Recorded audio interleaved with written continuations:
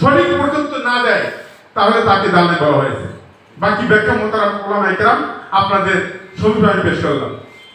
তৃতীয় যে আয়াতটা আপনাদেরকে একটু বাসায় দিয়ে দেখার জন্য বলবো। আল্লাহ তাআলা ঘোষণা করেছেন, ইয়া আইয়ুহাল্লাযীনা আমানু, হে ঈমানদারগণ, ইন্না কাসীরাম মিনাল আহবারি ওয়ার রুহবানি লা ইয়াকুলুনা আমওয়ালান নাসি বিল বাতিলি ওয়া ইয়াসুদ্দুনা আন সাবিলিল্লাহ।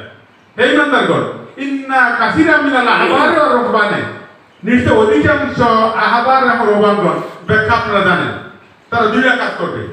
লা ইয়াকুলুনা, লাম তাকিদ, অবশ্যই তারা বক্ষণ করবে, আমওয়ালান নাসে, মানুষের সম্পদ, বিল বাতিল, অন্যায় ভাবে, ওয়া ইয়াসুদ্দুনা, এবং তারা প্রতিবন্ধকতা সৃষ্টি করবে আল্লাহর পথে মানুষকে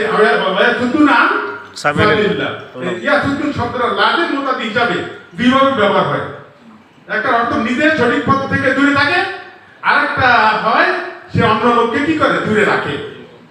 তাহলে কাদেরকে বলা হয়েছে? আলেমদেরকে বলা হয়েছে। তাহলে আমরা অনেকে বলবো যে ভাই, সম্পদের আমার কাছে আসার তো কোনো সুযোগ নেই, কিন্তু আমি বকুন করার কি বলে দ্বিতীয়টা, লোকদেরকে আল্লাহর পথ থেকে ফিরিয়ে রাখে। মোহতারাম উলামায়ে কেরাম আমাদেরকে বলা হয়েছে কথাটা। তাহলে আমরা কেন, কিভাবে ফিরিয়ে রাখি? আমাকে তখন ওই প্রথম আয়াতের সাথে ইন্নাল কুরআন ইউফাসসিরু বা'দাহু বা'দান, কোরআনটা দেখে আয়াতকে আরো আয়াতের ব্যাখ্যা করবে। আমার প্রথম আয়াত যদি জিজ্ঞাসা করি মিলাই এই আয়াতের সাথে, ফাসআলু আহলা যিকরি ইন কুনতুম লা তা'লামুন, তোমরা আলেমদেরকে জিজ্ঞাসা করো যদি তোমরা না জানো। আমাকে তখন জিজ্ঞাসা করেছে, আমি যদি সঠিক ব্যাখ্যা না দিই তাহলে আমি, আল্লাহ তাআলা আমাদেরকে জালেম বলেছেন।